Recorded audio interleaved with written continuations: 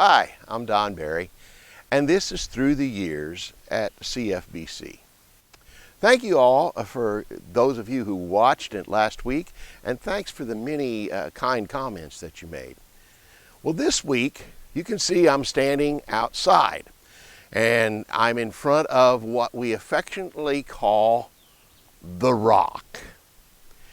It has also been known as Parsonage B. Well, for about 12 years, this has been where the youth of our church have gathered for Sunday school, for devotions, and recreation.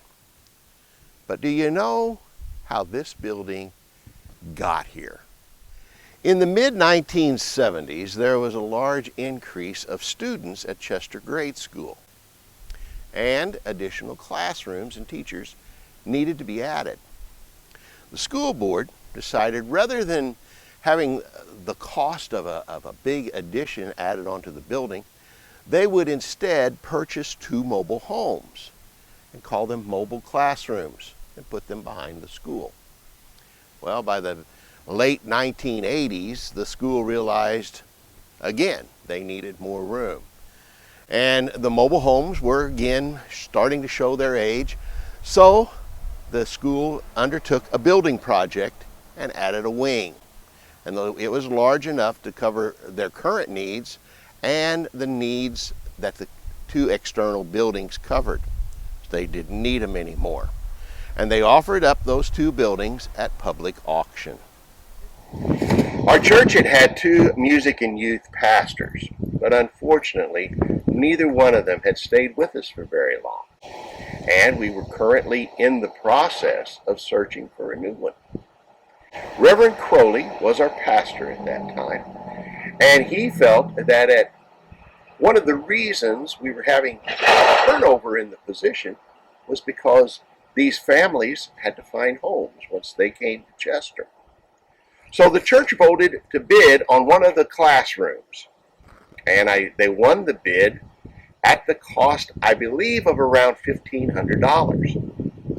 Then Reverend Crowley made perhaps the wisest decision of his entire stay with us.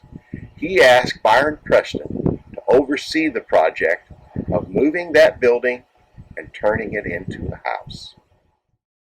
The land was graded and a block foundation was laid.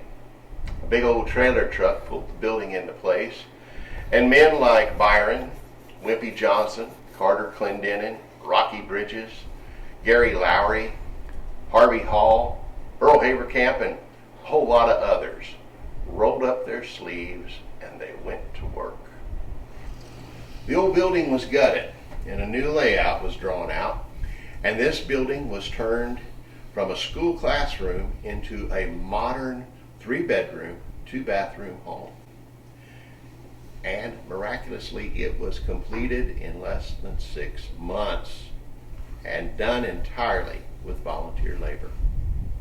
John and Connie Little would become the first people to move in here, and over the next 2 decades, it was home to 3 other families. For a short time in the early 2000s, this was the site of our church office. And as I mentioned, over the last few years, it has been the place for our youth to gather, and it's beginning to show its age. And a few repairs and changes have been made as needed, and a few more will be made in the future. But it's still a very amazing building. Well built. Well, good job, Byron Preston. Now think about this for a moment. Over the last 30 years, literally all the young people who have been a part of our church have been directly or indirectly influenced by either the people who lived in this house or by calling this place their rock. I don't know what the future holds for it, but I do know God's got a plan. And I ask you now to pray for those who again will roll up their sleeves and begin a new work with our young people. We need those guys and gals to keep making our history. Thanks for watching. See you next time.